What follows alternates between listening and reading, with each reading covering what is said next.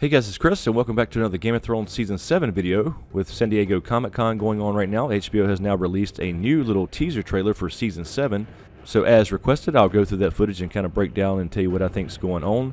But I will not be including the footage we've already seen because I've already done an Episode 2 preview, and I will link that video down in the description below. So let's jump right in and take a look at this new San Diego Comic-Con Game of Thrones Season 7 footage.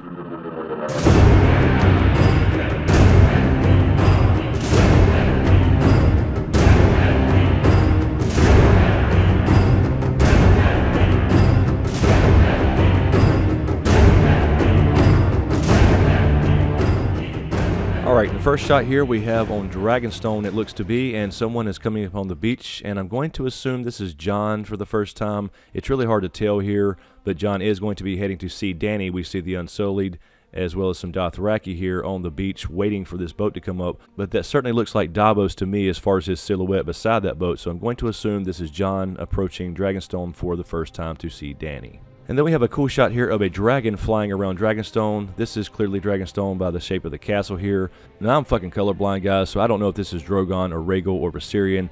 I'm going to guess here, just based off Jon showing up, this could be Rhaegal flying around since he is named after Rhaegar, his actual father. But perhaps I'm wrong because I am fucking colorblind. So if you see anything different as far as a different dragon, let me know in the comments below. But anyway, just a damn cool shot of a dragon flying around a castle. But if it is Rhaegal, it could signify that this is when Jon shows up and he meets Dany and perhaps the dragons for the first time. And of course, this all takes place while Dany is giving her little voiceover about how she was born to rule the Seven Kingdoms, and she will. Next, we have a shot of Cersei here on the Iron Throne, along with Qyburn, Zombie Mountain, and Jaime, and she looks to be holding court and specifically addressing here in this next shot Randyll and Dickon Tarly. The Tarleys will come back into play now, and Cersei will sway them to their side to fight against Dany because she is going to convince him that Dany is mad just like her father, the Mad King. So this is Randyll and Dickon Tarly.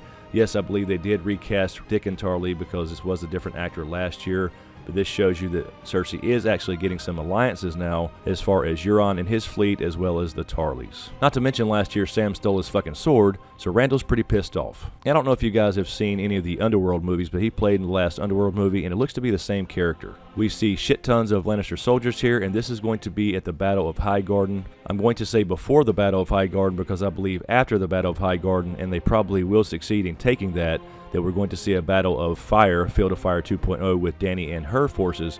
So with all these Lannister soldiers here, I'm going to guess this is on the way to Highgarden. And as we saw in Episode 1, Jaime gave Cersei the justification to take Highgarden because they still have money and food and all that good stuff so they can feed their soldiers, because obviously they're running short on allies and kingdoms, and reputation for that matter. And at the same time, we see all these Lannister soldiers marching. We hear Cersei talking about standing together. So this is kind of a parallel to the other side of the world where Jon and his team are preaching how we have to stand together to beat the White Walkers. Cersei is preaching how the kingdoms need to stand together to beat Dany. So she is trying to vilify her, and of course is going to ignore any real threat of the actual White Walkers coming down south to kill everybody regardless of their last names. And next we have Jon starting a voiceover here about defeating the Night King, and they can't do it unless they all band together. As we see people getting ready in the yard at Winterfell, it looks to be all hands on deck here. We see a montage of people carrying supplies as well as people training in the yard with bow and arrow, including some kids here. So he is right, every man, woman, and child old enough has to be involved in this war. As Lyanna Mormont said last episode, they cannot sit back at the fire and wait for the men to go out and win the war for them.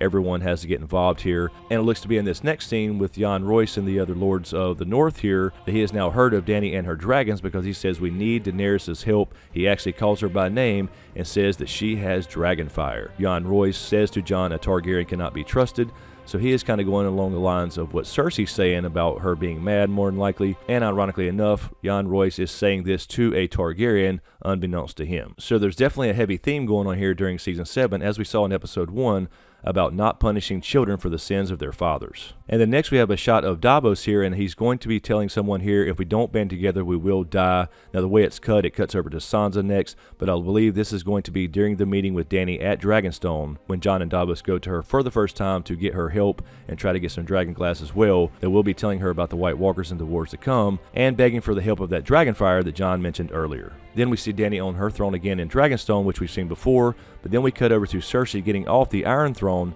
and we see Euron here as he had just apparently kneeled, and this is probably when he brings the gift to Cersei. So this looks to be Cersei looking pretty damn pissed off at what she sees, or who she sees. And then we get a shot here of Lyanna Mormont standing up to Jon and saying, "Winter is here, your grace." So I'm not sure, but it seems to be she's disagreeing with something that Jon has said, and she is reminding him winter is here, we need to do this instead of that, whatever that decision may be. We look to see a quick shot of what looks to be Tarly soldiers. Now these do definitely look to be Tarly archers. Before there was a shot in the previous trailer of Lannister archers, but you can see the difference here in their outfits here, and that is their house sigil as well. So this looks to be the Tarlys here as they join the battle to fight against Dany. And next we have a couple shots of Euron here going through the streets of King's Landing, and he looks to be carrying what's likely going to be the gift for Cersei. We see him smiling here, which I really love this year about this Euron character. He is much different from last year, a little bit closer to the book Euron, and I'm really digging his character so far this year. But in his right hand it looks to be the reins of his saddle, but in his left hand it looks to be some type of leash, and this is going to be likely the gift for Cersei.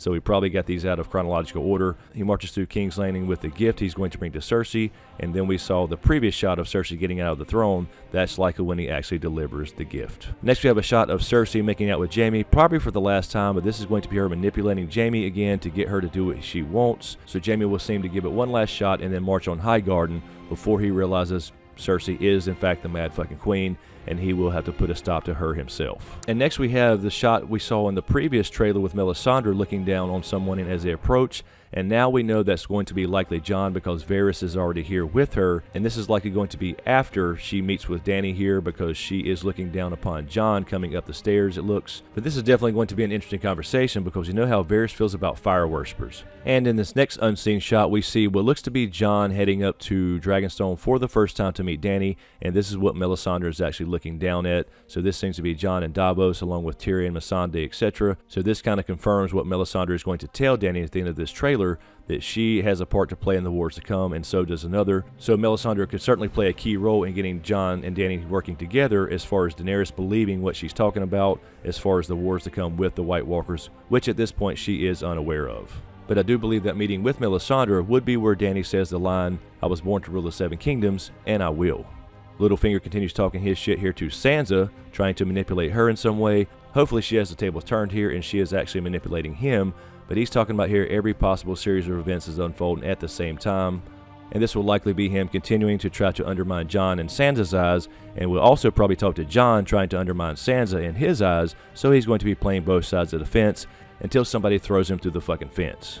Tyrion about to ride a dragon? No, I have no idea. I don't have no idea what he's doing out in this field.